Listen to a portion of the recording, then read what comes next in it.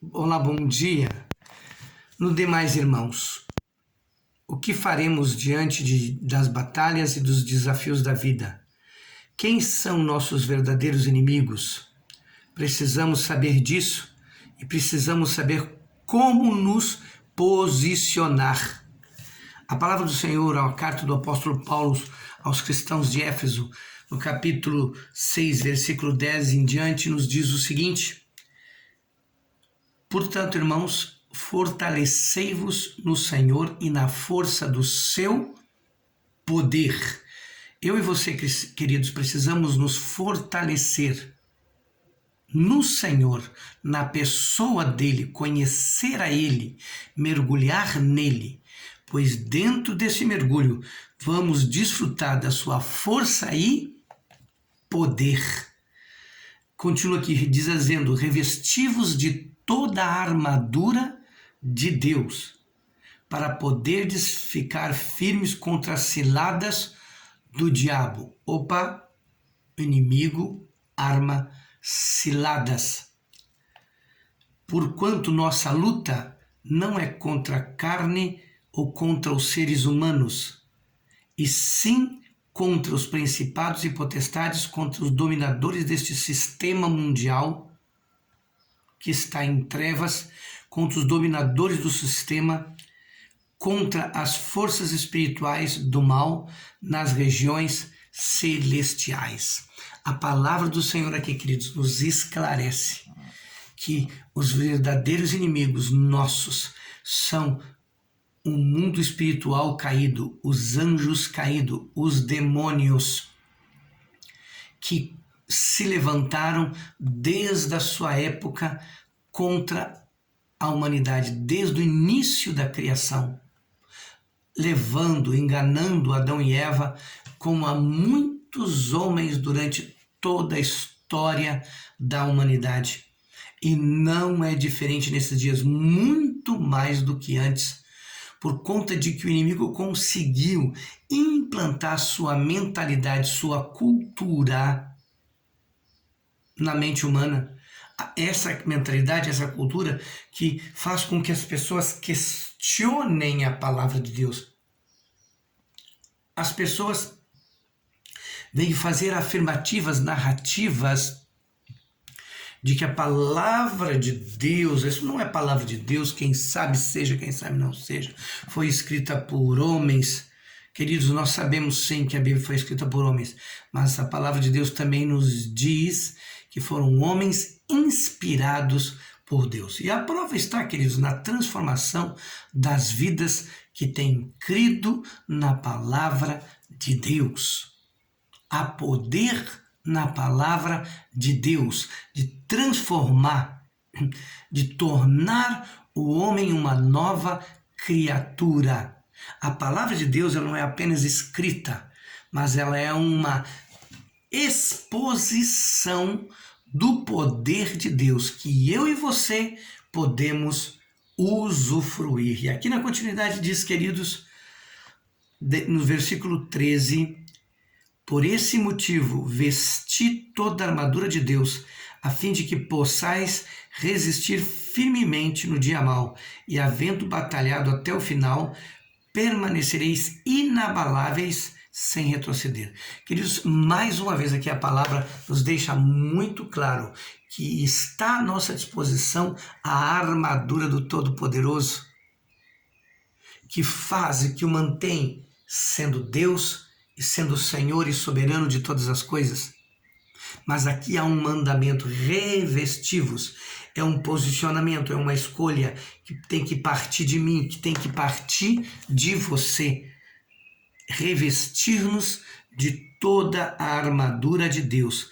Desta forma, nós vamos enfrentar todas as crises, todos os desafios, todas as dificuldades e sairemos inabaláveis.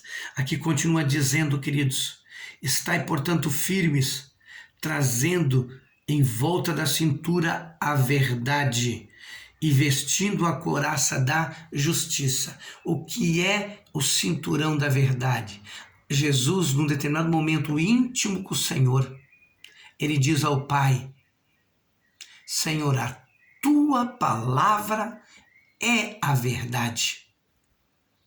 Então, nós precisamos firmar tudo aquilo que acreditamos, embasados, e vou ser redundante, termos como base nossas escolhas, nossos posicionamentos, nossos valores, naquilo que a palavra de Deus defende e crê. Continuando aqui, couraça da justiça. A couraça da justiça, queridos, é um exemplo do qual o apóstolo Paulo usou, que era usado na época dos soldados romanos, em que protegia as partes mais vitais do organismo, que era o coração, que eram os pulmões, enfim. Queridos, quando nós protegemos aquilo que é vital, os nossos sentimentos e emoções firmados no nosso coração, firmado na obra justificadora de Cristo, que Cristo nos perdoou e que Cristo nos deu uma nova vida. Não abrimos mão disso, de que somos salvos pela graça e de que somos salvos para permanecer na graça. A graça nos concede a viver como Cristo viveu. E aqui continua dizendo, calçando os vossos pés, né, na proteção do Evangelho da Paz. Por onde quer que você vá, por onde quer que você ande, seja um proclamador, um declarador da obra redentora, da obra remidora de Jesus. Queridos, é a obra de Cristo, o seu sacrifício, que pode libertar qualquer cativo, que pode curar qualquer enfermo, que pode resolver qualquer situação. Todo levante do inimigo contra a sua vida será vencido pelo poder da cruz de Cristo. O apóstolo Paulo, em outros momentos, ele diz: não estive entre vós com palavras persuasivas de sabedoria humana, mas estive falando da cruz, estive falando do sacrifício, que pode ser escândalo para muitos, mas é o poder de Deus para aquele que crê. Na continuidade também ele fala, né? Embraçando sempre o escudo da fé, com o qual podereis apagar todos os dardos inflamados do inimigo. O inimigo lança dardos, palavras, pensamentos que podem vir das pessoas que nós mais amamos, e pensamentos que às vezes nós pensamos que somos nós, que não somos nós, são setas malignas que tentam desvirtuar qual é a nossa identidade. E nós somos filhos de Deus. E aqui fala, embraçando o escudo da fé. E a fé vem pelo ouvir, e o ouvir da palavra de Deus. Por isso é importante você ouvir a palavra de Deus, ouvir as pregações. Você não pode viver apenas das suas próprias interpretações. Você precisa ouvir a palavra de quem Deus levantou para pregar o evangelho, para pregar a palavra de Deus. E aqui fala, queridos, que na palavra de Deus fala que a fé vem pelo ouvir, e o ouvir da palavra de Deus. Usai juntamente o capacete da salvação e a espada do Espírito, que é a palavra de Deus. Queridos, a palavra de Deus nos garante que Cristo é o nosso único e suficiente Salvador, o Cordeiro de Deus, que tira o pecado do mundo. Em outras palavras, que tira a nossa culpa, que tira a nossa condenação, que perdoa os nossos pecados, que nos faz novas criaturas. E aqui fala, queridos, que a palavra de Deus é a espada do Espírito, seja ela falada, declarada, cantada, ou em forma de poesia, como for, nós precisamos beber e nos alimentar da palavra de Deus, porque ela é a espada do Espírito de Deus que vai agir em seu favor quando você precisar. E aqui continua dizendo, orai em espírito em todas as circunstâncias, com toda petição humilde e insistência. Tendo isso em mente, vigiai com toda perseverança em oração por todos os santos, ou por todos os irmãos. Queridos, aqui fala que nós devemos ter um relacionamento contínuo com o Senhor. através da oração, através da adoração, através de nossa busca da face do Senhor. Quando aqui fala de orar, quando aqui fala de meditar, não está escrito nesse versículo, mas em outros diz, para a gente buscar a face de Deus em adoração.